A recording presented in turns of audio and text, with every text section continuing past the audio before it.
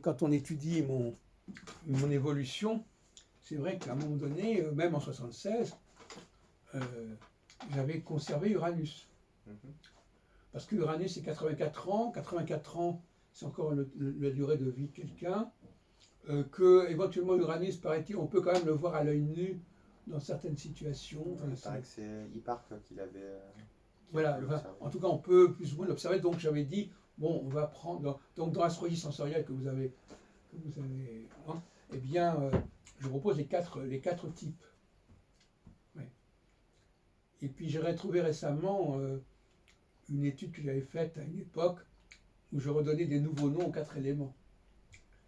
Hein. Mais vous savez, tout à l'heure vous me demandiez, il est évident que au cours d'une carrière, on brasse beaucoup d'idées dans tous les sens. Hein. Mhm. Et que tout ce que j'ai écrit à telle époque, c'est pas, je ne souscris pas maintenant. Et c'est tout le problème du biographe. Euh, comment étudier l'évolution d'une pensée, d'une recherche.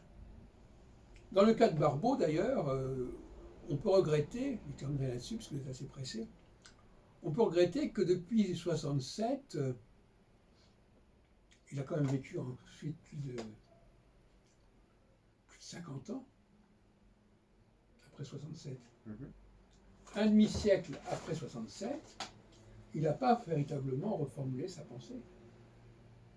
Bah, justement, il y avait une vidéo récente qui date de 2010 où il parlait de la conjonction Saturne-Neptune de 2030 environ. Non, là, la prochaine, c'est 2025, Ah oui, voilà, c'est ça. qui va avoir lieu en bélier, Mhm. 30 ans après celle de 95 d'ailleurs. En tout cas, en 2010, il en parlait encore. Oui, C'est bien qu'il n'a pas abandonné le cycle Saturne-Neptune. non, c'est-à-dire que c'est pas ça qui s'est passé, mon cher monsieur. Il avait abandonné le cycle Saturne-Neptune, mais il y est revenu. Et pourquoi est-ce qu'il y est revenu? À cause de la chute de l'URSS. Ben oui, il avait complètement abandonné cette histoire-là. Puisque même en 1980, quand vous lisez la revue L'Astrologue, pour l'année 1989, il n'en parle pas du tout. Mhm. Il n'attendait rien de cette conjonction Saturne-Neptune. Et ça a été la divine surprise de voir que ça a fonctionné et que, etc. Donc là, il s'agit, il avait abandonné. Alors, donc c'est intéressant sur le plan de la biographie, vous voyez. En 67, il abandonne son conjonction Saturne-Neptune. Il propose son système d'indices de concentration planétaire. Mais ce concernaire, il n'a pas donné non plus complètement satisfaction, puisqu'en 81-82, il n'y a pas eu quelque chose de comparable aux deux précédentes configurations de Première et Deuxième Guerre mondiale. Mhm. Et en 89, eh bien, il y a cette conjonction Saturne-Neptune qui revient, qu'il avait abordée en 55 dans Défense et illustration de l'astrologie, mais qu'il avait totalement squeezé depuis. Relisez l'astrologue. Si quelqu'un attendait, normalement c'est le directeur de la revue L'Astrologue, s'il attendait quelque chose pour la conjonction Saturne. Alors vous me dites Oui, que maintenant ouais. il attendait, mais à l'époque il n'attendait rien du tout. Ouais, j'irai regarder encore. Hmm. J'irai regarder. Il n'en parle pas une seconde pendant toute l'année 60. De même que, puisqu'on parle de ça, la période 61-62, qui est une grande crise mondiale, avec le blocus du mur de Berlin Et c'est la crise des missiles de Cuba aussi. et la crise de Cuba. Il publie en 64 la crise mondiale chez Albin Michel, Mhm. et il nous dit qu'il va y avoir une échéance importante. Comme si ce qui venait de se passer n'avait pas été important. Et en réalité, il va chercher encore pendant tout le reste de sa vie quelque chose de plus marquant que cette période 61-62, et il ne le trouvera jamais. Parce qu'il ne s'est jamais passé des choses aussi graves qu'à ce moment-là. Mhm. Et alors finalement, pour qu'il y a une sorte de surenchère. Il espérait éclipser, montrer, relativiser 61-62 en attendant que quelque chose de beaucoup plus grave se produise. Parce que c'est toujours relatif.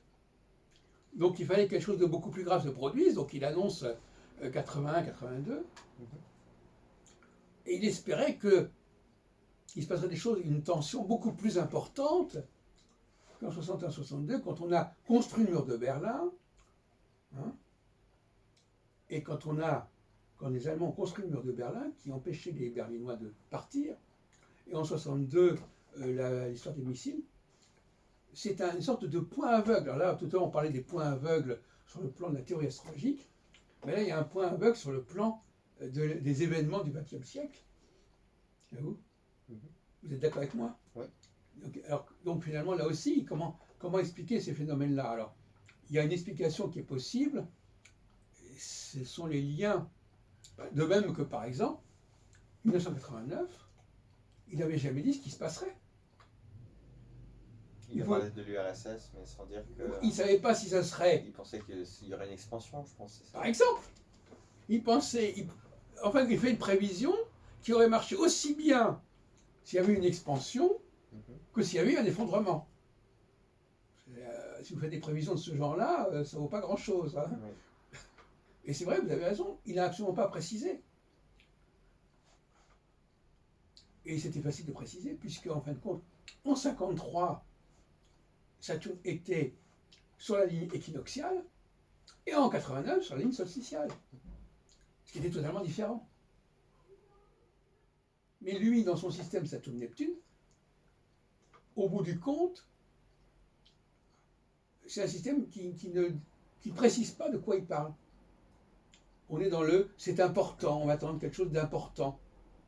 Mais c'est... Voilà. Donc, voyez-vous, de ce côté-là, il y a des insuffisances. Alors, c'est pour ça que je vous disais, mon cher Dominique, que en 89, il aurait dû se dire, voilà, il s'est passé ceci, mais il ne s'est même pas demandé si ce qui s'est passé correspondait à ce qu'il avait annoncé. Il a encore eu 50 ans devant lui pour reformuler ou repenser son système. Finalement, il est bien tombé en prédisant une épidémie pour 2020. Tout dépend, encore une fois, d'abord, premièrement, là, vous parlez d'un truc différent, parce que l'astrologue, il y a l'astrologie et l'astrologue. Alors là, ce qui est important pour Barbeau, c'est pas l'interprétation qu'on va donner de ceci ou cela, c'est le système. Donc que quelqu'un fasse des prévisions et qu'il soit bien tombé, c'est même pas de l'astrologie à la limite. Je veux dire, c'est pas. D'autre part, je ne pense pas une seconde que l'astrologie soit capable de prévoir des épidémies, de toute manière. Hein. Ça ne me paraît pas du tout dans son domaine. Mais effectivement, bon, c'est vrai que vous nous parlez de ça. Donc finalement, il persiste et il signe.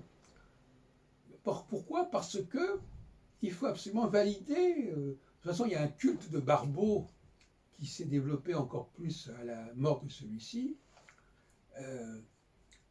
qui est une sorte de mythification, comme ça, d'agiographie, parce que les gens ont besoin de croire en quelqu'un, d'avoir une sorte de personnage comme ça emblématique, mais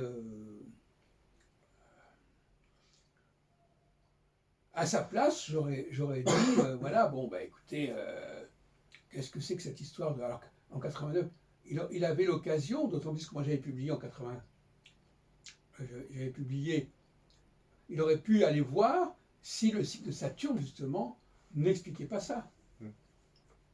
Il aurait pu constater que, comme par hasard, au moment de 89, Saturne était en position solsticiale.